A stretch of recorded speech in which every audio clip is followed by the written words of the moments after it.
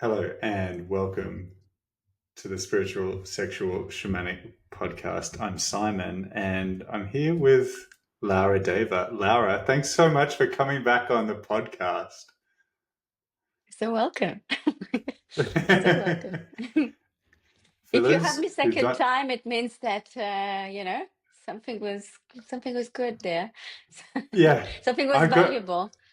totally, it was. I've got this very clear, whenever I think of you now, we've had a few different interactions over the years, but whenever I think of you now, I think I listened back to our last episode while I was at the gym.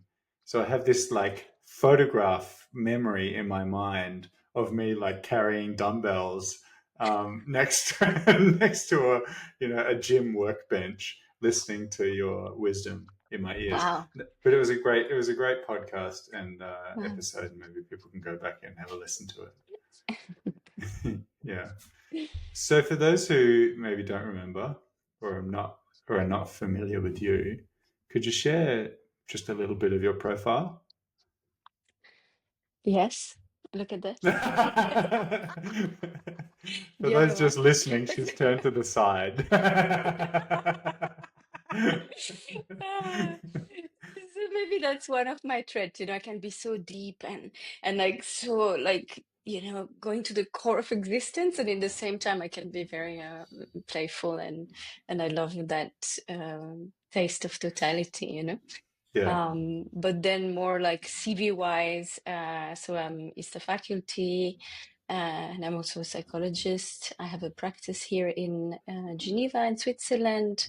Um, yeah, I run many different workshops also outside of ISTA, and especially, guess, because the reason why you invited me, I guess. Yeah, like one of the core of my teaching is really the non-dual essence, and yeah, the place that goes beyond polarity. Yes. beautiful. Thank you. Yeah, I was really looking forward to speaking with you about this idea that we call sometimes the dark. The dark. And you've just mentioned non dual teachings. So maybe this is our doorway into what the dark is when some people say the dark. Well, What? depend what are they saying, because I feel like this word is used in so many different ways. Yeah, So I don't know exactly. what they're referring to. But what Maybe are tell me you first. referring to, What Simon? are you referring to, Laura?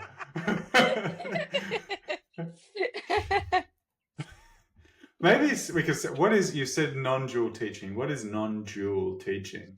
You said that's you have this background, particularly as a psychologist, which maybe people are more familiar with that role that people can Yeah, play in life. But what is non-dual teaching? yeah.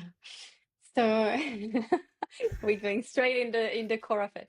The non-dual teachings for me are like the capacity to see beyond anything that lives into the sphere of existence, and into the sphere of existence, which is more a multidimensional world. There is like so many ways to identify the self, and so the self can be identified either in the personality, and this is mostly in the realm of psychology. But Mm. already when we go into like more archetypal psychology, then we're going into the realm of the soul, and like all the archetypes that one can be identified with.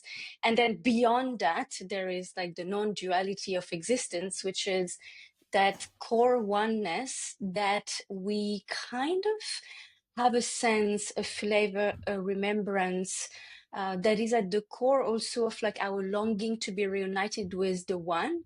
But even in that seek of devotion and of spiritual um, awakening, when there is a seeker that is seeking to go back to the beloved, it's still into a dual form. It's like I'm praying for God, I'm praying for a form of God, I'm praying for an avatar. So Mm. in that duality, it's a way towards the non-dual, which is actually the essence of everything and nothing living within me, as a fabric that is encompassing the oneness and the wholeness. But it is also something that is so abstract that it doesn't even give justice to speak about it. So even trying to put words is trying to put form into a, it's not even a concept, because even calling it a concept would just like, like box it again.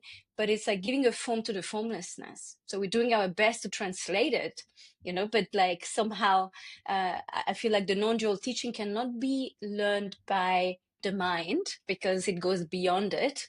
So of course you can read about it, you can receive like, speaking transmission about it, but ultimately it is, if you want to call it a quality, it's not even a quality, but it's like it's a place that everyone is connected with. It's the place where you were born from and the place where you return. You as the I that is identified to a form. So any form comes back to the formlessness. The dark is almost the womb of creation. It's where the light and every other colors and every other shines and texture of life has appeared from, and they will come back to. So yeah, the non-dual teachings is almost not losing the focus on this being the way of ultimate freedom, Mm. like of returning to oneness being the way of ultimate freedom. Because in the way of non-dual existence, there is all the polarities, and the polarities are exciting. It's like, even if there is misery in those polarity, because you're always fighting something, there's always a contrast, an opposite that attracts, but also that repulse. So kind of the world of Maya, the world of illusion, is a world of duality and polarities.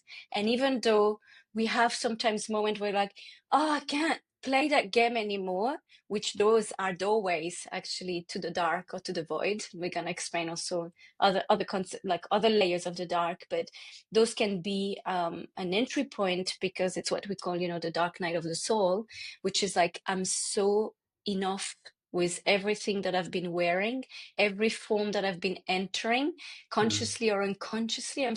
I can't not stand myself anymore. And Mm. myself is not just me as a person, and I cannot stand any kind of identification of the self anymore. And so in those moments, this is a moment where you just fall on your knees. There's places Mm. in you that are just longing and yearning. It's when the soul turns towards the monad, towards the void, and it's like, I want to go back home. And in those moments, so you can connect or remember or vibrate through the place in us, which is the space in between anything that exists. And in those moments, it's like a reunion of oneness. And it's not just speaking about we're all one, like hippie kind of things. We're all one, we love each other and everything. It's not about being together, actually. It's not loving each other, because the quality that exists in that place has no emotion. It's like actually warmly cold. There is no more I like, I hate. It's not anymore nice to be there or not nice to be there. Like I just came back from the dark room, actually. I came out like 3 days ago of the dark room. I spent 5 days in there. And maybe I'll take a little bit more after about it, but there was like this one moment where I was absorbed, and I remember it was not nice, and it was not nice. I was calm. I was not excited. I was not fearful. There was no emotion, because there was no one to be moved by it. So maybe I went beyond your question, but like, Mm. that's what I can say in the first run. Yeah. Yeah. Yeah. Thank you. Um, so one of the things I heard you saying there, or one of the things I heard you doing, was to divide up human experience, this extremely broad category, maybe the broadest that we have access to, the human experience. into personality, soul, and what did you say? The The void. monad. Yeah, the void. The monad is the name that you gave it. So the personality you said was sort of the realm of psychology. And I imagine that we are engaging with the world through our personality in day-to-day life very regularly. It's how we function, it's how we talk, by engaging with our personality, with other people, with ourselves. It's how we understand ourselves often. It's a common way of filtering the world. And then you spoke about there being this other way of operating in the human experience, being a more soul oriented way. And I think you used the word archetypes. So there are different types, archetypes of that we might almost wear like a costume, that we might step into, a role that we might play, embody, if we are sort of feeling more soul oriented. If we Can I feel our can I soul, can I can I tell me, refine yeah, that? Yes, because please. uh, the way that I can see those kind of layers is that so in personality or in psychology, what lives at the center is me, is my story. Yeah, so Mm, it's like when I have people coming in my office, usually they're telling me about their story, and their story seem to be very personal to them. In mm, fact, when they come to my office, most of the time they cry after 5 minutes in the first session because they're speaking about something they haven't shared with the others because they're ashamed of it, because their story is shameful or their story is heavy. So it's something that is happening to me and me only. So mm, this is kind of the personality realm, you know, mm-hmm. and you thrive through me. And so we all have this, yeah. It's not Yeah. about like being better. It's like we all have those moments. It's all about us. And it's actually, I had a patient today that was like telling me, "Oh, it's the first time that I'm listening to my friend, and I'm not making it about me. I'm actually really listening to what she's saying." Mm. And I was like, "Yay!" But so that's one dream. Then the transpersonal psychology or soul work, it's Mm. like when there is suddenly a glimpse of sliding into a remembering that your story doesn't belong to you. Your story Mm. is universal. And Yes, so you say the remembering. Why do you use the word yes, remembering? because imagine that the awareness of a human beings as projected upon by society, parents, environment, that you exist in this single form, has kind of forgotten that it has infinite capacity. And somehow the baby, it's not that it knows it consciously, but the baby doesn't have borders, doesn't have a sense of boundaries. And because the baby comes from this oneness.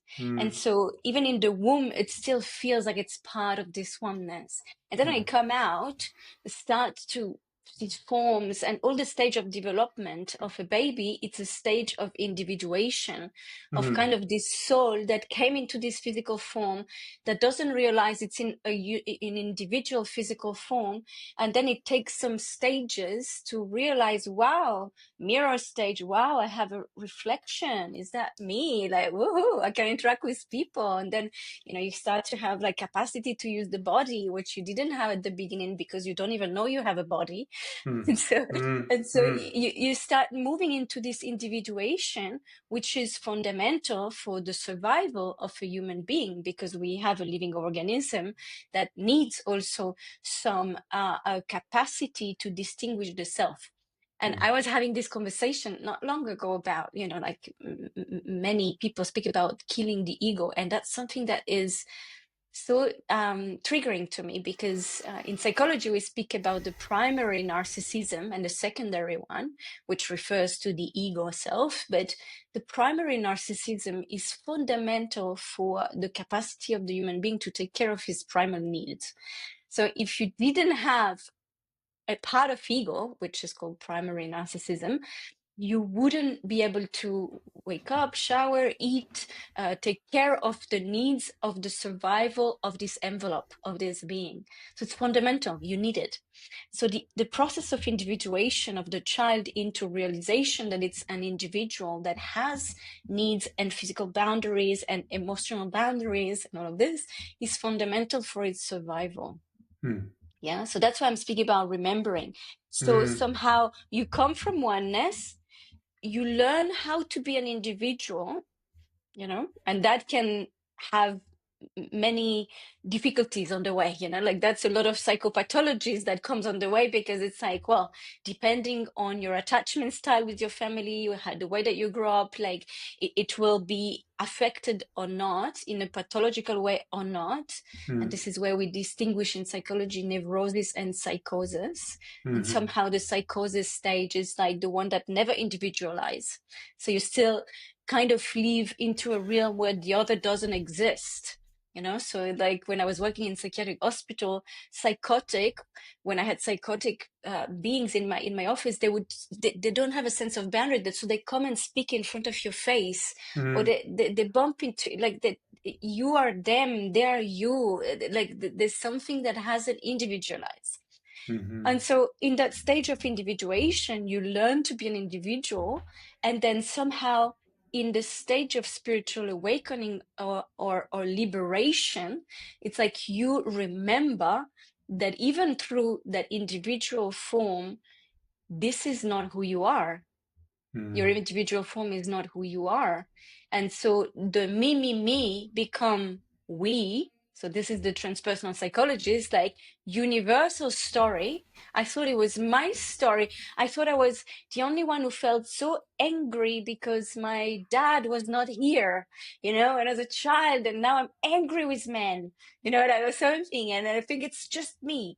But then you realize, wow, this is the story of so many. So it's not mine anymore. It's like what we call the archetypes. So, we have some god and goddesses that holds a particular storyline, like, I don't know, like Medusa, Medusa could turn into stone people just by the gaze. It's a quality that we can refer to. It's like a universal story um, of of the creation of the universe. It's like from the Big Bang of nothingness, suddenly everything appears. And so in the Pleiades of the gods, every gods and goddesses represented a fragment of that universal story, going in one game, but ultimately, in a lot of tradition, even if there is god and goddesses, then there is the ultimate god, like something that is beyond that. And this ultimate one, it's what encompasses everything. It's what is beyond that pleiad. And so that's the ultimate remembrance. It's like that you're not any of this. This is not your story. This is not only the universal story. This at the beginning of the beginning was absolutely nothing. Yes. So And that's where we would get into that third category that you mentioned of the monad. yes. So I don't like to use it as like third category as if it was three different things. Like imagine that the monad or the dark or the void They're is interchangeable just, terms, would you say? yes, they are Yeah. interchangeable terms. Imagine that this is the tapestry of everything. It's from where everything is born. And this is where everything returns. So it is living at the core of every existence. So imagine it's like the black hole at the core of your cells that is in resonance with the black hole at the core of the universe, which is at the resonance with anything that is at the middle of anything. So it is inside of everything and it is outside of everything. Is the space in between matter. And then you believe that, so if it's the space in between matter, then like what is matter made of? But now we know that matter is made of space. So it's like, it's actually everything.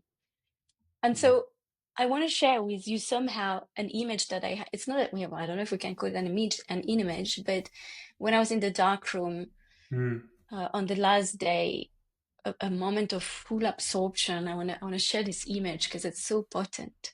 It's like at one stage, when you're in the dark, you start seeing some forms. You know, like it's a normal function of the brain after day two that starts to create sceneries. You know, so you have forms that appears. And I wasn't giving too much attention to it, but at one point I was just focusing into Tandava. I was doing Tandava in a meditation. And actually the trigger point, what kind of brought me into this absorption was that I was seeing those forms. So I felt like it was a cathedral at one point, or a huge forest, those kind of halos, white halos forms. And then as I was seeing those huge scenarios with my eyes open, even though eyes open or closed, it's the same thing. When you're in the dark room, you see the same. I was so doing Tandava, and when you do Tandava, you know, you can have your hands like moving in this cosmic dance. And as I was seeing with those the sceneries, and my hands were passing before my eyes, I realized, wow, I'm not seeing my hands. You know, like I'm seeing all of this, but I'm not. I know that my hands is passing through, but I'm not seeing my hands. And somehow, the fascination of the body disappearing. So basically, what does it mean for a part of the brain is like that if the body doesn't exist anymore, it's like the biggest identification of the self is through the physical form. And so through that dissolution of the body, through that dissolution of the self, the fascination of entering into the formlessness. So if I'm not form anymore, then my awareness start falling through and landing into the formlessness. And when it lands into formlessness, it exists everywhere at once. So you're not even just witnessing something, because in order to witness, you need to still hold that duality capacity, but you're becoming all of this. And so the image that was coming is like those forms became purple, first of all, like it was not like white anymore. And it was like this huge ocean, like a dark ocean, like if it was like um um yeah, like a woven tapestry of everything. And so in that kind of black fabric, there was those huge forms, like huge black icebergs, you know, or mountain that were kind of floating into that fabric. Um, but imagine also the other image is like it's like a fascia muscle. It was just like one big fascia muscle in which all those foam were intertwined into, and then this fabric was kind of very slowly moving, and through that presence or through that fascination in it, they were moving towards the eyes of consciousness, you know, like that was there, the presence that was held, and it was moving towards it, and it was huge, could be like mountains that were so big. And this is where I'm telling you, I wasn't scared. Like there was no Mm. fear, there was no excitement, there was nothing, but it was moving towards that gaze. And then as the gaze of presence was unshakable, the forms were just adjusting around that presence. So basically, what it informed me at that moment, or the metaphor of it, it's like imagine that those forms are dimensional, polarized realities. Let's say that one of those forms could be sadness. One of those forms could be any kind of emotion in which you can spiral and fall into. And so if the presence of that tapestry falls into the form, then you're propulsed into a world of duality in which you start asking yourself a question: why am I so sad? Why my life is sucks like this? Da, da, da. Like, Mm. it's like if you get into a cloud Like imagine, like you're in this, blue sky, and then suddenly you're with the plane, you're just like traveling with the plane, and then suddenly you enter a cloud and everything changes. So that's basically what it is to enter those kind of form. That could be thought form, that could be dimensions, that could be realities, and then you fall into this. So as the presence was not falling into it, the forms were just readjusting.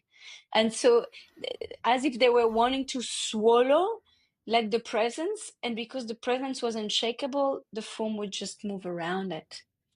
Mm. Okay.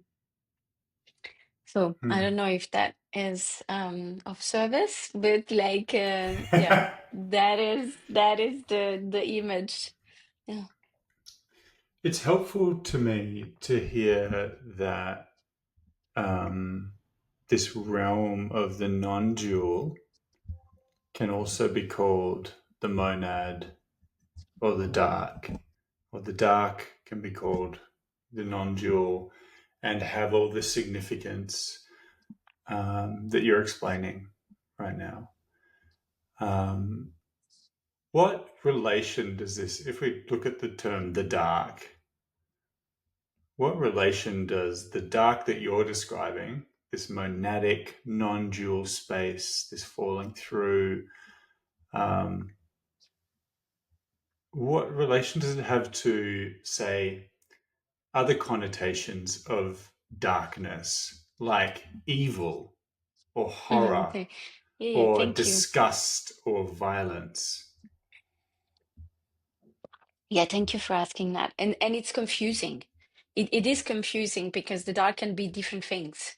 And like so, the dark is like a kind of a new word. Like I use, like in my tantric teaching, we used to speak about non-duality or ultimate Shiva, like, but Mm, even in mm, that terms, even in the tantric terms, it can bring to confusion. And I remember at the beginning of my study, I was confused because there was Shiva and Shakti, so as the polarity of the feminine and the masculine. And then there was Shiva. And I was like, well, we just talk about Shiva. So what, ah, Shiva and Shakti? But it was like, no, Shiva was encompassing everything. It was not to say that the masculine is higher, but maybe this is where there has been a confusion at one point, like, but that there is Shiva that is encompassing Shiva and Shakti. So this is again where we can do the same kind of confusion if we use the word dark, because then it's like this kind of dark that Janine likes to call the primordial dark. She gave it another definition because otherwise it was just like, well, we confused with the dark and the mm, light. So mm. the primordial dark, to take her terms, This is is Janine Marie, encompassing. who's Yes. a Yeah. teacher that we've both had a lot to do with, Yes. and has really developed a beautiful body of work around this idea of the primordial dark. Yeah. Yeah.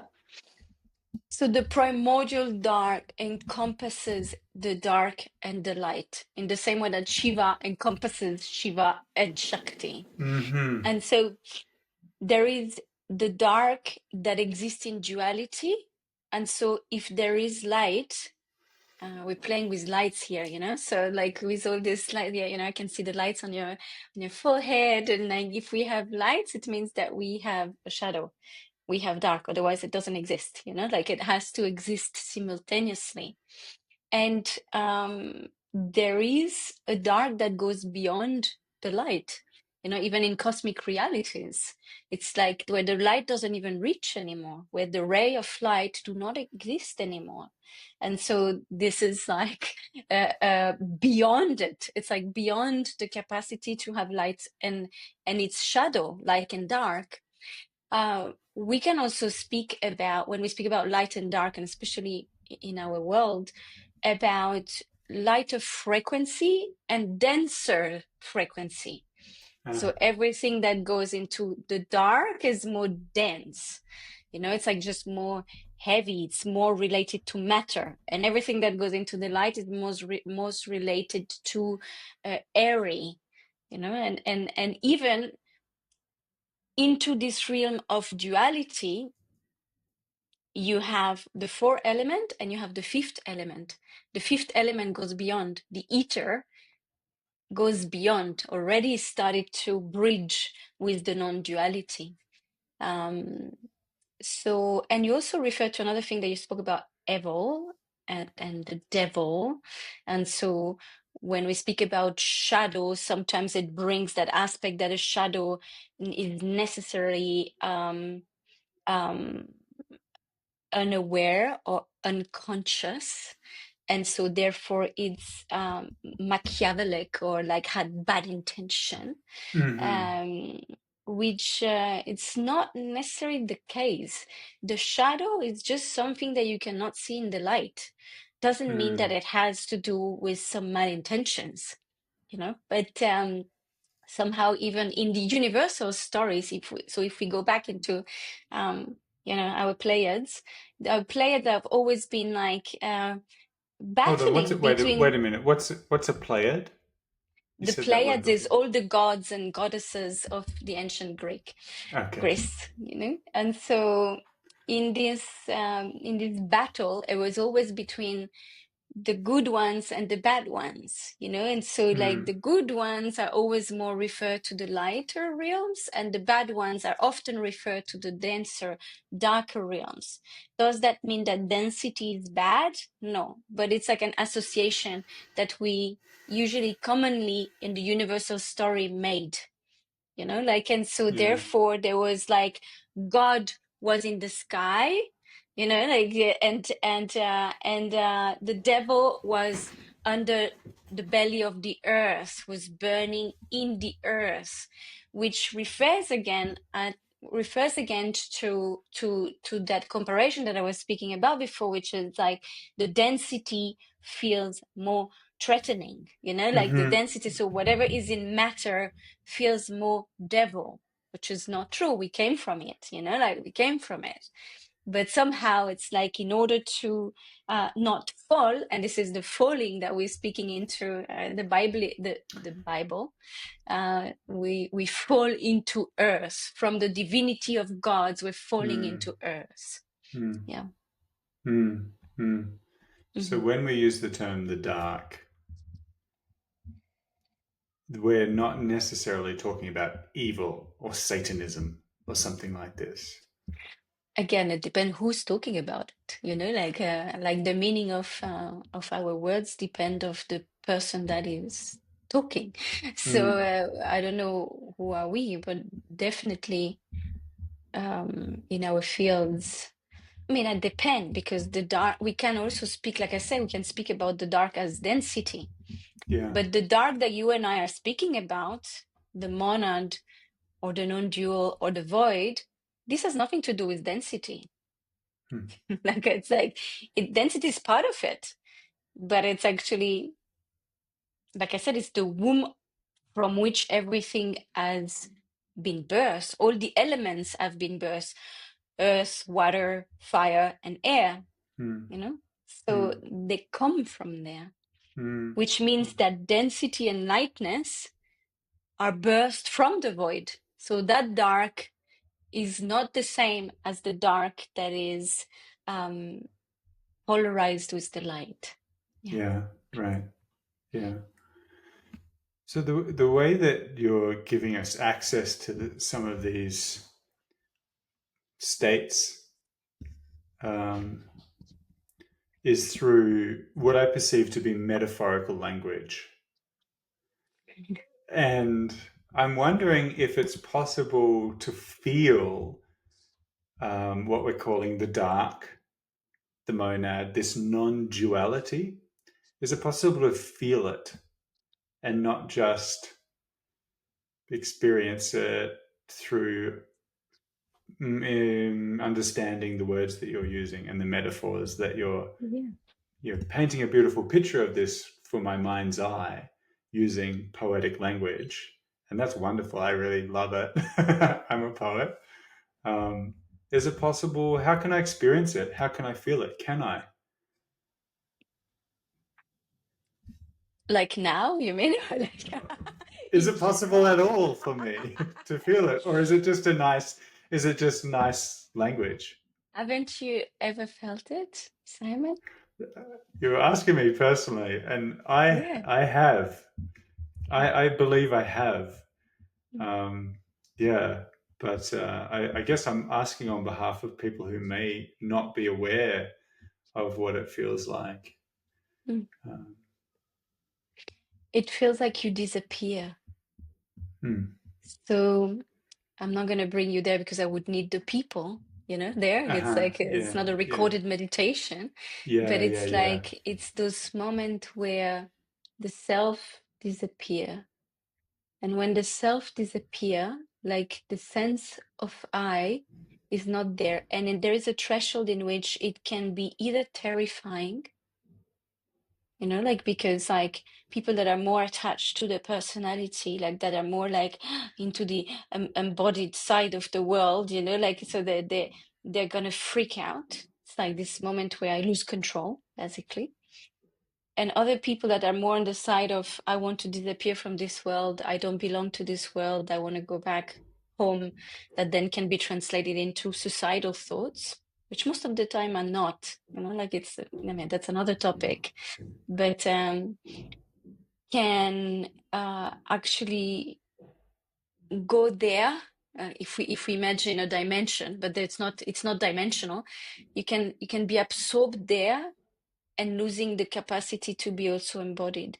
So for me, the embodied, the non-dual embodiment, which is what I wanted to dedicate my life into. It's the capacity to be simultaneously human, and so to be capable to embody that realm, that boundaries, that sense of the self, and in the same time being capable to vibrate at the core of that existence a note of formlessness.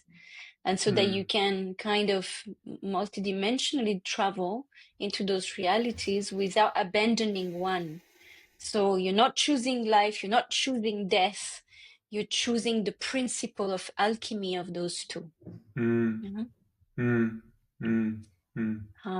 So of course, I'm not really responding to your question because it's not really a question that you're asking me. It's like almost like, can you give us the flavor of it?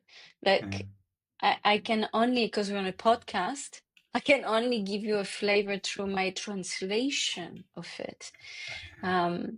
But I feel like, what would be the most maybe common to most people that we have, I mean, common, not that everyone has experienced that, but maybe at the peak of an orgasm, Hmm. like kid, like when you don't remember your name, where you feel like you don't even know is who you are right now. Like it's not about anymore, like who am I interacting with, who I am, like am I caring about it?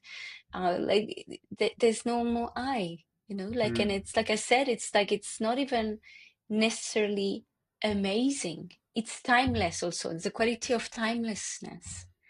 It's like you are there absorbed in it in eternity. Hmm. There's no time there. Yeah. Yeah. So there's no I, there's no one to ask a question, there's no one to respond, there's no one to feel an emotion. So it's emotionless and it's timeless. So Hmm. those places that we might probably have all experienced at one point are like slips or breaches to that formlessness. It's like, imagine it's like you see an image and then suddenly it just start to crackles. The image crackles, and there's just dark behind it. Like suddenly Yeah. it Yeah. just falls apart, and then you're like, ah, that's it, and you just stay there, and in a state of self-absorption. Hmm. Yeah. Hmm. Mm. Can you tell me why this might be desirable for me? Why might I want to be able to go into that state Mm. or to acknowledge that within my capacities? It Mm. sounds like that could be the kind of state that I might be put in if I was going to be indoctrinated into some, you know, way of thinking, some ideology. It sounds like a sort of trance state where I lose myself, I lose my capacity to be independent and critical, I lose my critical thinking. Yeah. So why would it be in my interests to be able to have access to this place and let myself go there? It depends how far you can listen. Like when I say listen, it's not listen to the others, but it's listening um, to this calling. Because I feel like ultimately, and that's my interpretation of life, I feel like life is there to birth you into a vessel that will help you experience the fragment of life through the many, like this. And Mm. then ultimately, you're preparing to die, but we forget that one, in our society, modern society have put that one aside, unfortunately. How do you prepare to die? And preparing to die is remembering your formlessness before your physical death. Mm. And that's why that was a big part of teaching in ancient tradition, the art of dying, and the art of dying before dying. Otherwise, like in many tradition, which believe into reincarnation, it's like you're never going to be free of the cycle of reincarnation if you don't know how to die at the moment where you're going to die. And Mm. so Mm. somehow, to me, it's a level of truth. It's like that calling that I'm calling, that is at the heart of the mystic. And the mystic can be awakened in one life or not, depending on where you are in your soul evolution. But that calling is a calling for truth. And the truth is that you came into a form to experience life than to return to the formlessness that you are made of. And if you lose yourself, if you fall into Maya, so the world of illusion, the world of dimension and forms, then you forget the truth. And the truth is that you're formless. Mm. So why would you want to do that? Just because there is a calling for truth. And a calling for truth goes with a lot of trepidation and fear. Somehow, even though I've devoted to the void and to the dark, it took me 42 years before getting into a dark room for Mm. 5 days. It Mm. took me 42 years, and I'm fascinated from I was at the beginning. I was at the early stage of building the dark room in Haydn. Like I was fascinated. I've researched all the dark room in the world. Like I loved it since so long, but the fear that I must confess now that was there to actually really find the truth. Mm. It's like you said, Mm. it's something about speaking about it, great, and then going and actually dying, Mm. dying into the idea and an attachment of your form to the point that at one point your brain doesn't know anymore if you are still alive. Like when it's like a couple of days that you haven't seen your body. One of the things that I realized is like in the first days of the dark room, the physical body was becoming more and more sensuous. Like I felt a lot of sensuality in the body. And a thing that I Mm. understood at the end was like, okay, so because the physical form is not perceivable anymore through the projection of the eyes, then it start enhancing the sensory reality of the body in order to survive. So it was a survival mechanism of my interpretation of the body, of my capacity to experience the body, so that it could not fall into the program or the thought of my brain that we were dead. Uh-huh. So it was a lot of Wow. sensorial experience. Yeah. Wow. Yeah. And then eventually that falls also. And then you start like, is the same thing. I have my eyes open. I have my eyes closed. I don't see am I here? Is it true? Am I really in a room? Or am I dead? So it's like an experience of dying while you're not dead, but your Mm. brain interpreted that as a process of dissolution.